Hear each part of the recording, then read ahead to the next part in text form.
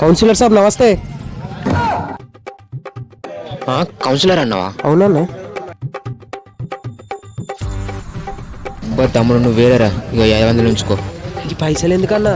ఏమది ఉంచుకో ఉంచుకో ఉంచుకో, పండుగ చేసుకోపో. బాయ్ అన్న. యారే తమ్ముడు.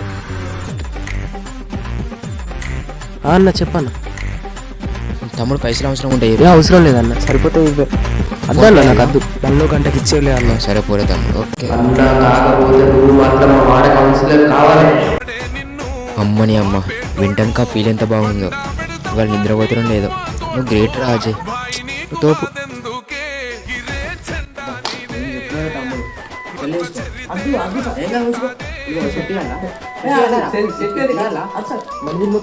మొత్తం